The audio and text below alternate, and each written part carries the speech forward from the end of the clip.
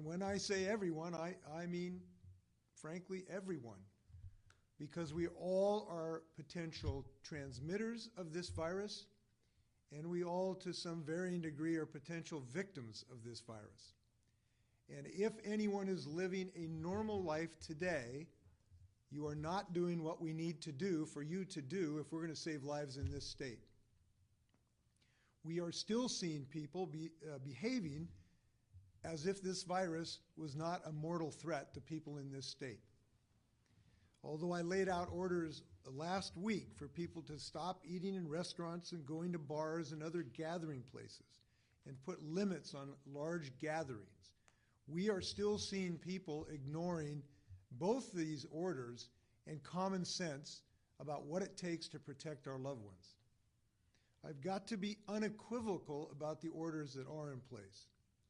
They are crucial to halt the transmission and spread of this virus and to stave off disaster both to our lives but to our economy. And they are enforceable by law.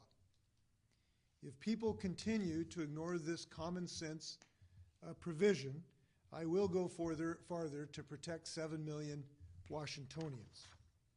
So I'm asking you, and you may say I am pleading with you, to stay home, unless it is necessary for you to go out. And I'm asking both businesses and individuals to help us accomplish this. Now, not everyone has got the memo on this yet. I just talked to a friend of mine this afternoon who found out that her 18-year-old son was still going out, hanging around in various places where the young folks hang out. That is not responsible behavior. And if you're seeing an 18-year-old doing that, tell them they're going to get cut out of the will if they don't behave. Because we have got to be serious about this virus. And if they don't respect that, tell them they're going to hear from the governor.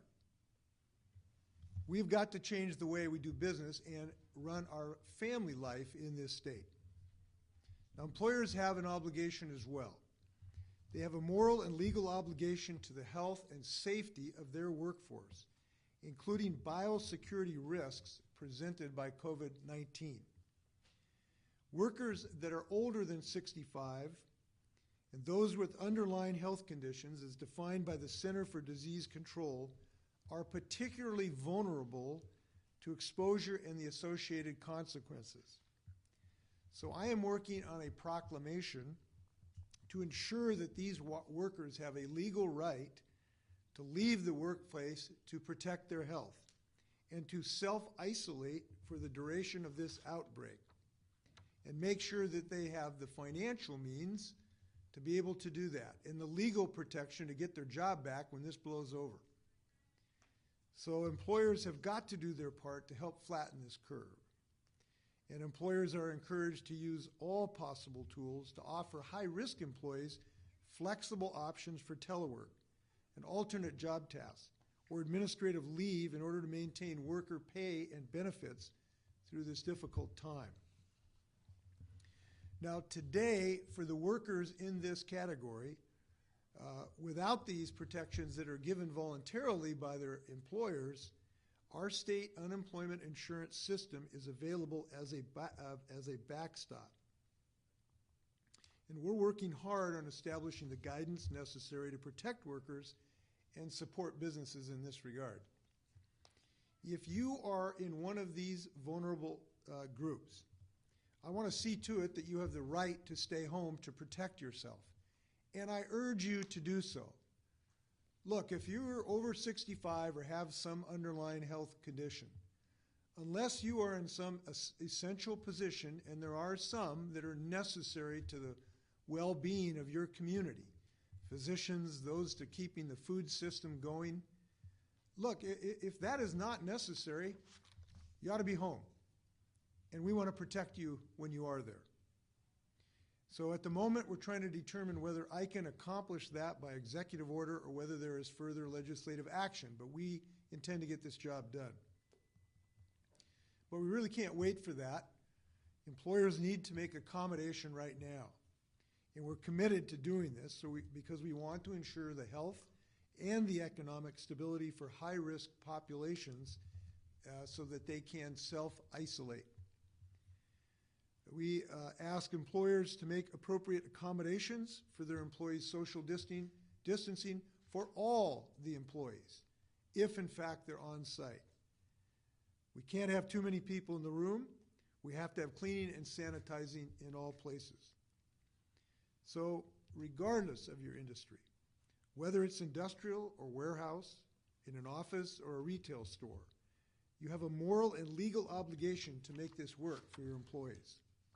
You've got to practice social distancing in the workplace, and you've got to ensure the biosecurity of your employees. Now, we need to be protective of these people in our personal lives as well. I'm asking every Washingtonian who has someone older in their family to call them tonight and tell them you really can't go out anymore except for essential purposes, like getting food or the pharmacy. Sure, it's okay to go out for a walk outside as long as you stay more than 6 feet away from other people. But it is too dangerous, particularly if you're of this age group, to be going to dinner parties, to be going to coffee clashes and sewing needle get-togethers. That's just too dangerous right now. And it's too dangerous, frankly, for your grandkids and your family necessary to be close to you. So it may be a while we're back to normal, but we can help everybody in this community get back to that position. Now, this is important as well. While it is important that we minimize our physical connectivity, it is a moment to maximize our emotional connectivity.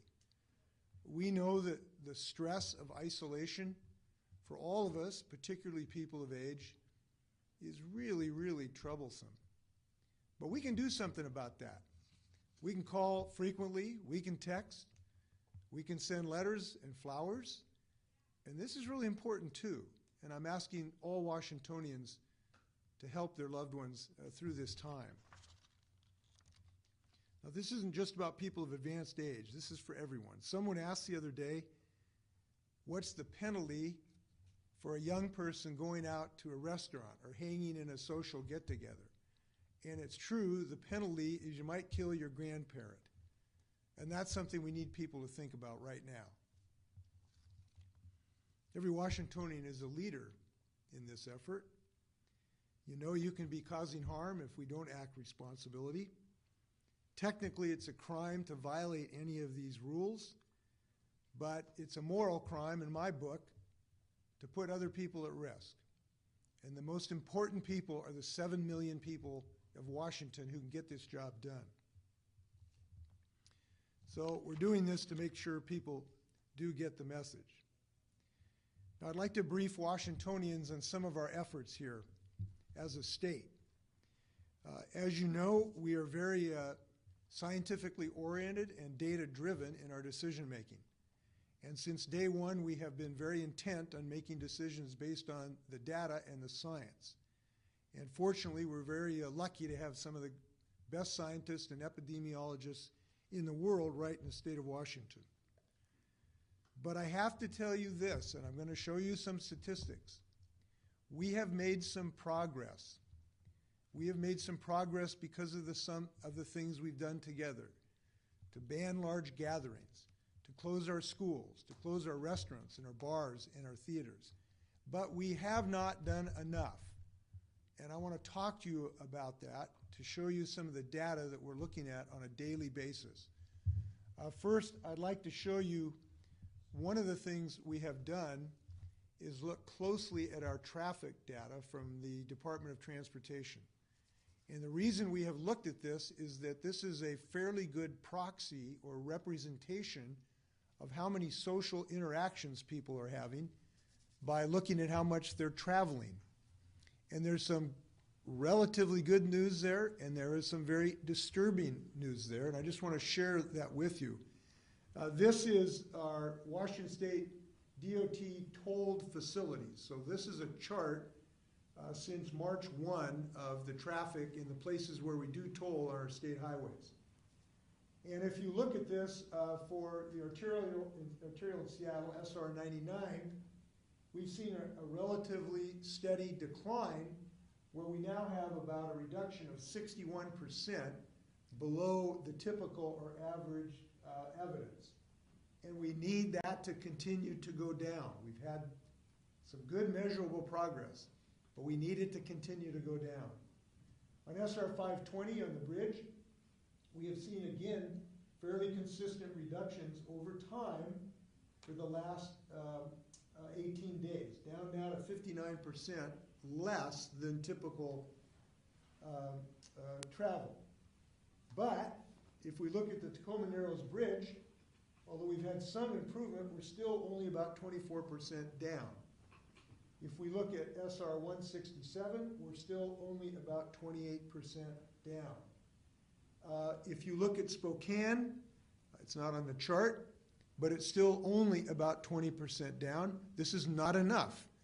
In the Lakewood area of I-5, it's only about 5% the other day. That is not enough. It is clear that we have continuation of too many social interactions going on in our state. So what this points out to us in doing the analysis is that we are capable of changing behavior. It's happening in King County. But in many places across the state, although we've made some progress, it is not enough. I want to show you the second graph. If I can find this graph. We have been doing testing in our state. We are probably doing as much or more testing than any other state. We're doing somewhere in the region of 3,500 tests a day. We've done 20,742 tests so far, and 93% of these tests are negative. About 7% are positive. I just wanted to share this to let folks know there is testing going on in our state, but we cannot be fooled to think that that 7% means we're out of the woods, because that 7% could represent potentially still a doubling of this virus. So these facts do not give us sufficient confidence that we have in any way, shape, or form beaten this virus. And the risk of enormous explosion of the virus remains real. Therefore, we have got to continue to look at the science of this, and all of us, I believe, have to continue to accelerate our efforts. Whatever we're doing, we are not doing enough of it, or more importantly, we're doing too much of it. We need positive change. So this is not the beginning. It's not the beginning of the end. Maybe it's the end of the beginning, to paraphrase Winston Churchill, of this effort. Now, I am hearing good stories, as we all are. We've heard the singing in Italy, but we've seen similar things in our state. I heard about Representative Marcus Riccelli from Spokane, who teamed up with a local business to distribute over 1,000 meals to families in Northeast Spokane last week, while the Spokane School District got their food program up and running. Now there's a community-wide effort called Spokane Food Fighters to help deliver meals to families who may not have access to meals through other channels like school districts, food pantries, and the like. It's just one example of the amazing kindness and support throughout the state of Washington. We've had some good news in our efforts to build our medical and hospital capacity. And I'm going to look for those numbers here that should be available in a moment. I will get them. Let's see if we can find these numbers here. I know in our ventilators, we need more ventilators. We have about 200 on order from a Massachusetts firm and about 18 from another location, but we need to accelerate that effort. And David or Tara, we have somewhere the numbers of some of our PPE here. Oh, I'm sorry. Yes, we have a chart here. I'm sorry about this. Yeah, I just wanted to let people know about the progress we're making on personal protection equipment. This is vital for so many different folks in the state of Washington right now. We just got some good news this afternoon. We will be receiving in the next few days 1,600,000 N95 respirators. This is absolutely critical. We're going to have 560 surgical masks coming in, 12 million disposable gloves, 650,000 disposable gowns. By the way, we think we're going to be able to make some of these gowns in our prison industries, actually, and 74,000 canisters of disinfectant. That's coming from the federal stockpile. I spoke to the Army Corps of Engineers today, and they are on duty, ready to assist us in preparing both additional hospitalized units, but also helping to prepare for isolation facilities for people who are homeless and the like. And we appreciate that assistance. So this work is ongoing, but as I've said, it's going to take us all to buckle down with more robust, more comprehensive, and more dedicated efforts. And I'm going to ask Washingtonians to do all of that. With that, I'm happy